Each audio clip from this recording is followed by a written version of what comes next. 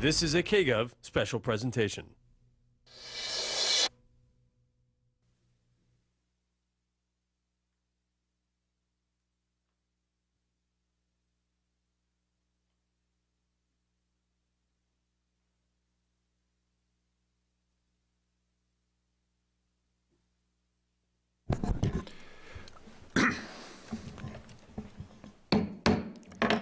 Full committee will come to order.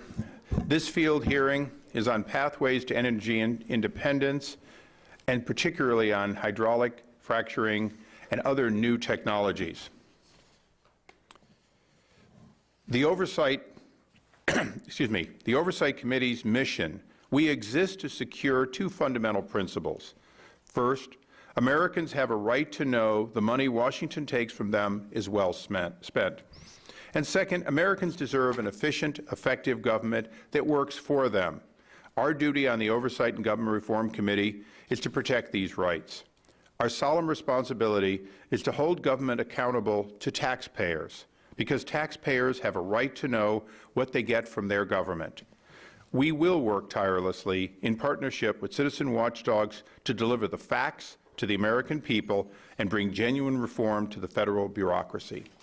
This is our mission, and this is what we are here for today. This weekend, national gas prices surpassed $4 a gallon. That's no surprise to the people of California, who are tiptoeing on high test toward $5. A number of factors are included in this. Our committee will, in fact, look at all of them. Let there be no mistake, today is not about only one part of the cost of natural gas, oil, and other sources of energy. Consumption from China and India are rising, thus stressing a world that had a norm of supplying mostly Europe and the United States with its fuel. Many of the wells that produce oil and natural gas have been operating for decades or even here 100 years. Here in Bakersfield, we discover an early set of wells that still produce and can produce much more. We're here today to talk and listen to experts who can help us understand how we can safely extract more, not less, energy from this region. It is very clear that America suffers from a willingness to buy, a willingness to consume, but not nearly enough willingness to produce domestically. Hydraulic fracturing, or fracking, is largely responsible for increase in natural gas production. The proven technology has revolutionized the extraction business, particularly in natural gas. But let us make it very clear, hydraulic fracturing, or fracking, is not new. It is the improvements in a 60-year-old technology that we are so interested in. In North Dakota, we have a stunning example where horizontal fracking for oil production has increased 7,500% in just 5 years. Pennsylvania, one of the areas first used for oil, has the same potential, as does California. But to recognize that potential, we are going to have to listen to all the concerned citizens. We are going to have to recognize that in America today, there are safe ways to do things, and then there are shortcuts. Our committee is interested in making sure that no industry ever again takes shortcuts, as we believe occurred in the Gulf. At the same time, oil and natural gas will be produced somewhere in the world to meet our consumption needs. Our goal is to make sure that the safest possible activity goes on in the U.S. and the maximum amount that can be extracted is extracted safely. America has the highest standards for drinking water. EPA is to be commended for what they've done on it. At the same time, clean water without, in fact, an economy operating are mutually exclusive.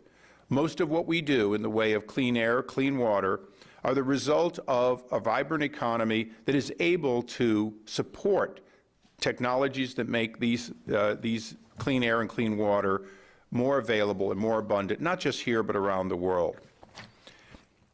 So as we look at this issue today, let me make it clear, we will be looking at the entire group of issues, including ways in which we can produce more and consume less. President Obama has set goals for increased production and increased safety. We, as one half of 1/3 of the government, seek to make sure that his goals of clean, safe, and abundance of American fuel is able to be met by his administration through the work of this Congress and oversight. Before I recognize other members for the opening statements, I would like to add one more thing for the record. I'll be including the comment of the committee on the announcement of the President's Fracking Advisory Panel. Secretary Chu has appointed a panel. We've reviewed it. I guess I'll ask any of you hear about it in time to be included in that commission? No. From what we can find, this is a commission that lacks operators. It lacks people with experience in the production and appears to be a combination of, if you will, intellectuals and opponents of all natural gas, oil, and other fossil fuel production.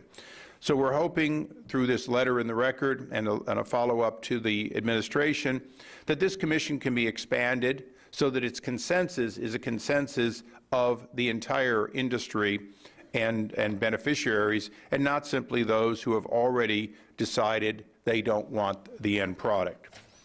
And with that, I would recognize the gentleman from Texas, Mr. Farenthold, for his opening statement. Thank you, Mr. Chairman. I'm honored to be here today in California, another great oil-producing state. As I drove in last night, there's another? Yes, there is. As I drove in last night, I looked around and kind of smelt the air and got the feeling of the community. When you go into a town, there's just kind of a vibrancy or a feeling you get. And I was commenting to Jessica Blake, who was with me, a member of my staff, who actually grew up in Midland, Texas, and we both agreed, wow, this is West Texas with some mountains in the background and a few degrees cooler. So I'm honored to be here, and I feel right at home. We have created a situation in this country where gasoline prices are so high that it's affecting every area of our economy. The food that we eat, every good or service that we purchase is affected by the increasing cost of gasoline and the increasing costs of energy. We are importing the bulk of our oil and gas from foreign countries, many of whom are not our friend. Energy independence, increased domestic oil and gas production is an important economic issue, it's an important jobs issue, and it is also an important national security issue.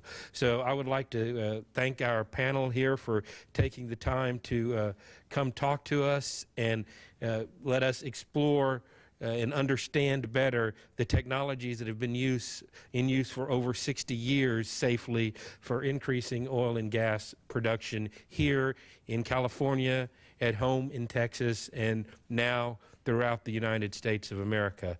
I look forward to the testimony, look forward to asking some questions to the witnesses, and would also like to thank Mr. McCarthy and Mr. Issa for having me here. Thank you. I thank the gentleman, and it now gives me great pleasure to recognize your hometown hero, one of my heroes, someone who I knew when he was in leadership in the State House, and was pleased when he came to Congress, and even pleased when he passed me by to be one of the top-ranking members of Republican leadership. So I'm the chairman, but Kevin McCarthy is the boss. I yield to the gentleman from California. That was very kind. I do want to thank Chairman Issa. He's been going up and down throughout the nation. Kern County is not new to him. He's been throughout here. But the work that he's done through his committee is Government House Oversight. And for too long, government has not had the oversight. We have passed a lot of different pieces of legislation, but we've never gone back and had the accountability. And his is the one committee that brings the accountability back to government, and he's done an extraordinary job with it so far. And the one thing I want to thank him is coming to the 22nd Congressional District. And when you look at the challenges, what Blake talked about, the security of America, from jobs, from the ability to have energy independence, there's probably no better district in the nation than the 22nd District. We go from the Mojave Desert to the Pacific Ocean. You have the 4th largest potential in wind in the nation, 4th largest in the state for solar. You can go across, you can find a nuclear facility in San Luis Obispo. You go up to find geothermal in Ridgecrest. But as Kern County knows, we produce more than 70% of all the oil in California, 10% of the nation, 1% of the world. It's more than 100 years. So the technology has to be different. But as technology has changed our life, as I look across into this field of individuals, they all have different forms of cameras.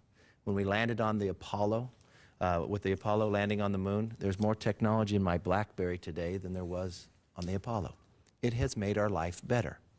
And just as that technology has improved, it has improved our ability to use the resources of America instead of paying someone else for it. When we send our money someplace else, we send our jobs someplace else, but we also constrain our economy.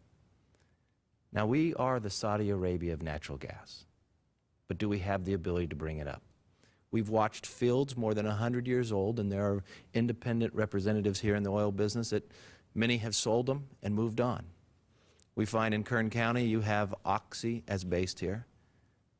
Well, government sold them their field for $3 billion, and they thought they've got a really good deal at it because they didn't think anything would extract. One of the largest finds undiscovered in the last little bit is out there. So there is new potential each and every day. Our decision has to be, as Americans, do we want to control our own future? Do we want to invest in America? And do we want to use that technology so we protect our environment at the same time and make it better than we're using it today? I mean, it's almost every week I'm able to go out and see a new form. In Kern County, our oil happens to be thicker, so we have to enhance it to get it even to come up. Well, we have now used new technology where we've first in the world putting a solar panels out there to put the steam in. It is a new approach, a new style, and that's what we believe in. America reaching the new opportunities. Now look, Winston Churchill always said about America, you can always count on them to do what's right after they exhausted every other option. And I think that's right when you look at our energy policies. We put an energy department because we wanted to become energy independent. We import more today than when we created that department. We have to be honest with ourselves. We have the resources in America. We have the ability. If we make the decision that we do not want to utilize our natural resources, that doesn't mean we're not going to get it from somewhere else. That just means we're going to pay somebody else. Somebody else is going to have the jobs, and it's going to cost our own economy. And we've watched that, and we watched the world continue to grow. So that's what today's hearing is about. That we want to protect our environment. We want to do it in a common sense, sound way that makes the investment right here, and we want to utilize the technology that allows us to do it. It's a little ironic that the chairman of this committee probably knows technology better than anybody else inside Congress. He was very successful in business based upon technology, and he continues to enhance that ability and apply that. But also, he understands accountability, and that's what he wants to apply to government as well. That's why he goes out across the country and has a hearing and goes directly to where it can have an effect.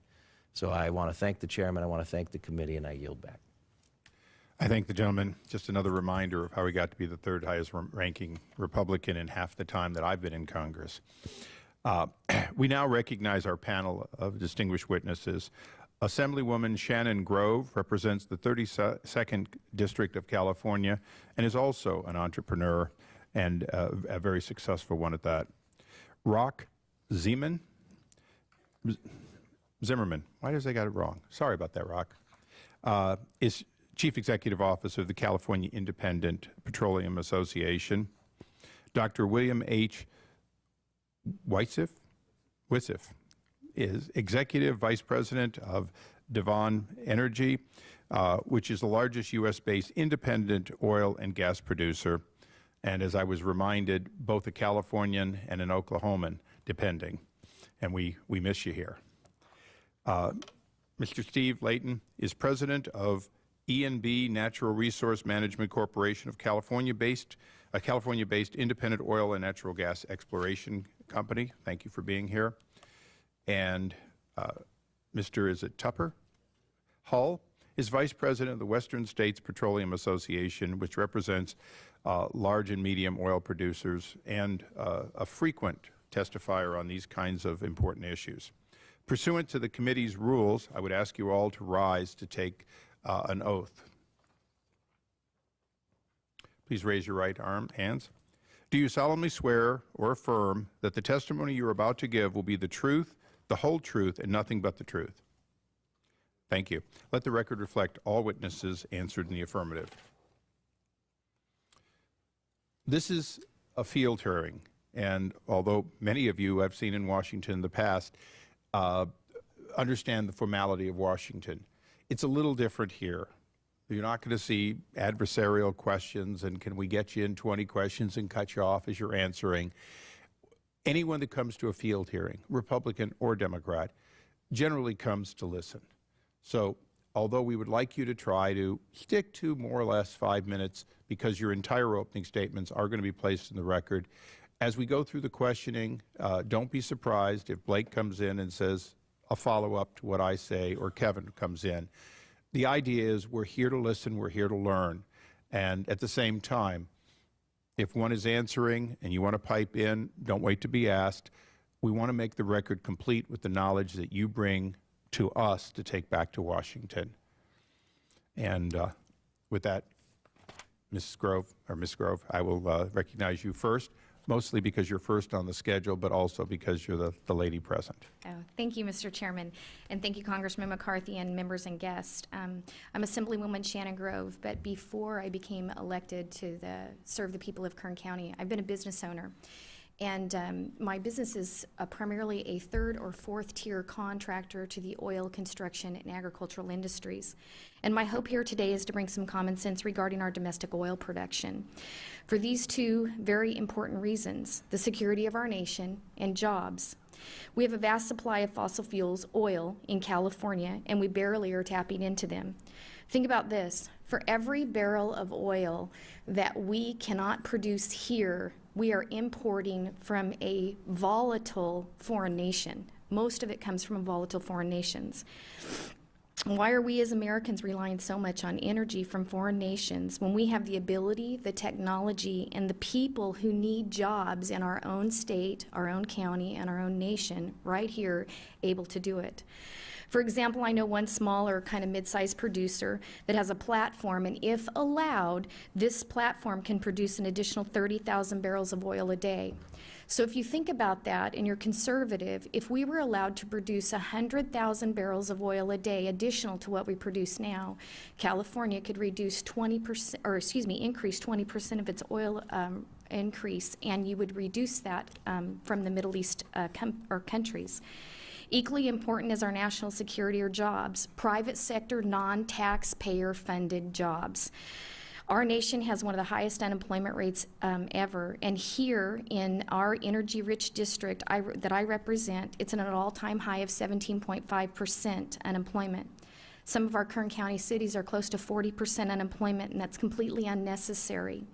Jobs domestic oil production would produce are great-paying, high-quality, non-taxpayer funded, much-needed jobs. So with over 2 million people out of work in our great state, more across the nation, our national security and our economic hope of the future must realize its potential that we are leaving in the ground. Allowing increased domestic oil production begins to solve both of these very important issues, our national security and private sector jobs that are much needed in our nation. Let the people of the United States and California get back to work, reduce our dependency on foreign oil, and make America stronger. And stop this full-out assault that we have on a very prosperous industry that provides jobs in our nation. It's the number one thing that we need. People need to get back to work. And this industry provides jobs and has provided jobs and technology throughout history. So thank you for letting me be a part of this today, and I'll keep my opening remarks brief. That's very un-Washington-like. Mr. Zimmerman.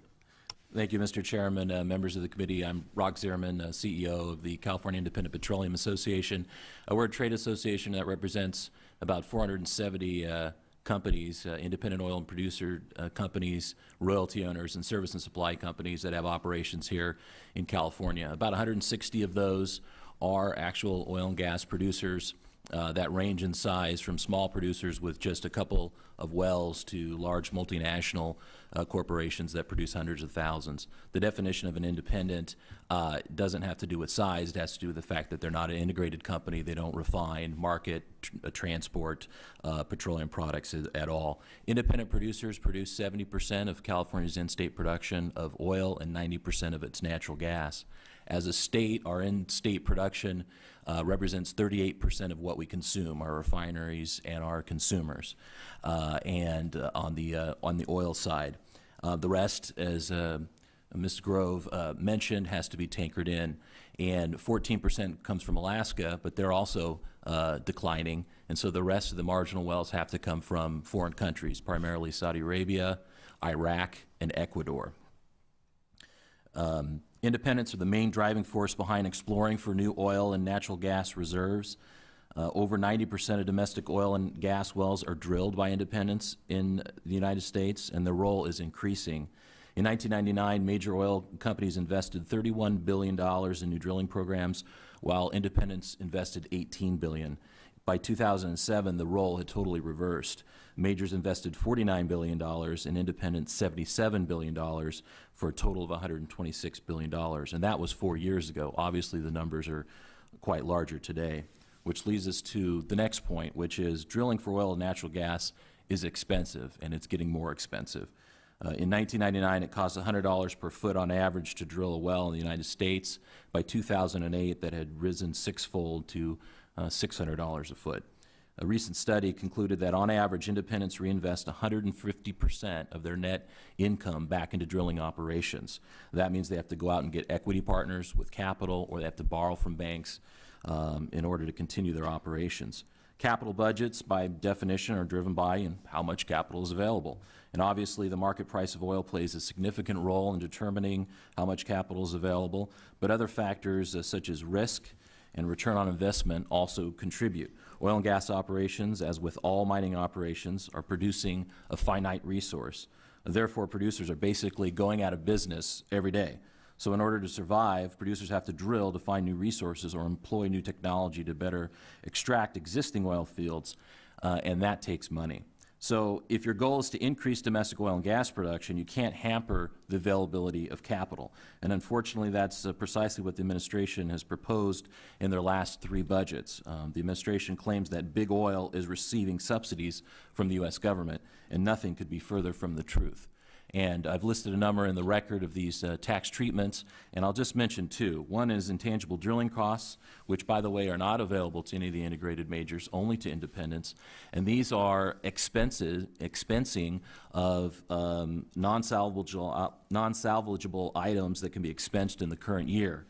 That they were incurred, just like every other business can. If a shoe salesman buys a shoe for $10 and sells it for $20, he doesn't depreciate the shoe over 7 years, he expenses it. So these debates are about the proper accounting method of expensing these things. These are not subsidies that are given cash payments from the government for a certain activity. And as I mentioned, a lot of the other ones are listed in the record. I'd be happy to address them with any questions. But the bottom line is it takes a lot of capital to drill for new oil and gas production. So let's not hamper the access to this capital by raising taxes on our domestic independent producers. Let's let the sector continue to create jobs and meet the energy needs of our citizens. Today, they employ about 4 million people, which represents over 3% of our total U.S. workforce, and that's what we need to foster in the future. Thank you. Thank you. Doctor, they've all been running under time. So there's extra time if you need it. That's great. Thank you. Well, thank you, Mr. Chairman. Thank you to members of the committee for the opportunity today. And I want to thank the local residents with whom I had a great conversation before the meeting today, and they had a number of good questions. What I'd like to do is chat a little bit with you and discuss what is truly a revolution caused by technology. The chairman alluded to it. And this is the natural gas revolution in the country today. The game has changed. The revolution is here. The paradigm has shifted, and there is no going back. This is a piece of shale from 8,000 feet below the prairie of Oklahoma, and I'd like to pass this around to the committee, and also it's fine to pass it around to the audience, too. The natural gas is actually trapped in the pores of this core sample, And this is the key to the revolution. What I'd like to do is start with a little geology lesson here. This is geology for non-geologists. You can follow either in the printed testimony or on the screen. But traditionally, we were looking for oil and gas that was produced in that lower band, the gray area there, source rocks. These are shales that I'm referring to here. And that oil and gas, cooked for 340 million years, little critters and plants, would migrate through porous zones up until they were trapped by an impermeable layer of rock. And you can see that shown there toward the right in the small red area. Well, that led us to find, or try to find, a number of these little trapped areas, and that's why you had so many wildcat wells that were less successful or more. And then back in the 1990s, beginning in Texas, and I'll have more to say about that, George Mitchell had the idea that we ought to be able to produce natural gas right from the source rock.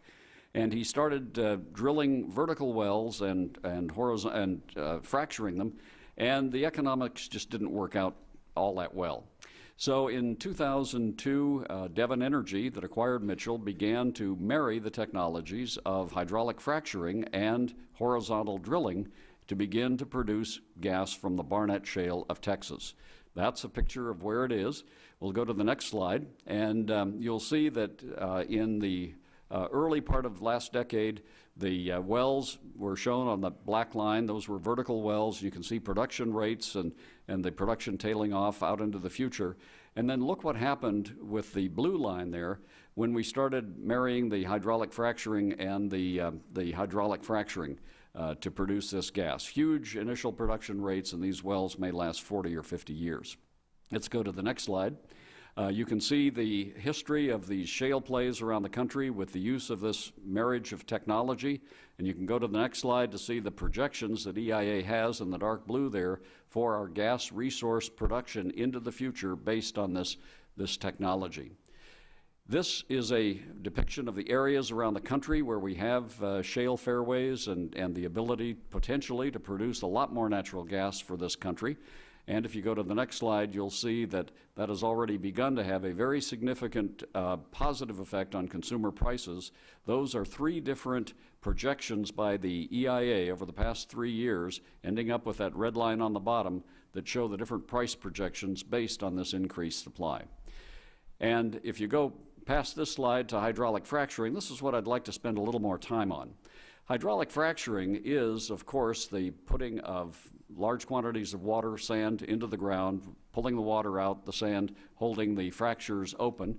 And we have a little bit of animation here that will show you what it is that we're doing. First of all, we drill the well, and then we're going to rerun it from the beginning here, hopefully.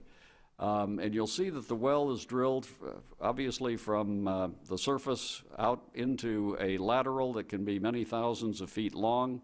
And then once we complete the drilling of the well, I'll tell you what, I'm not sure that that's going to work so well, but we'll just talk about it from here.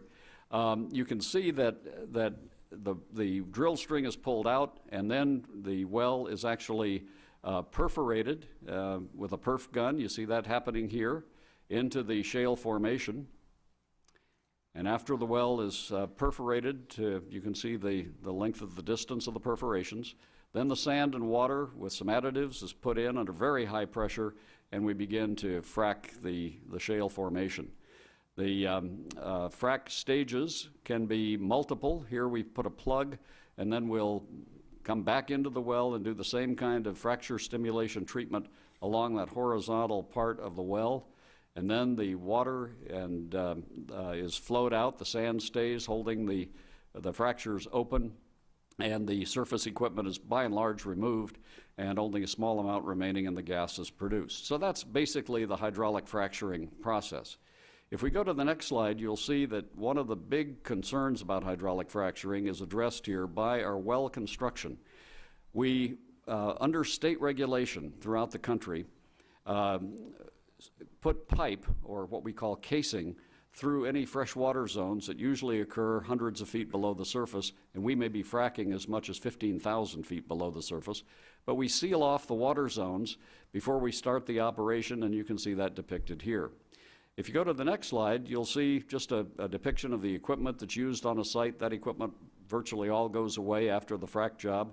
And you see some numbers there with regard to the amount of water we use. We can talk about that later. If you look at the frac fluid components that have gotten a lot of attention recently, the bottom line is that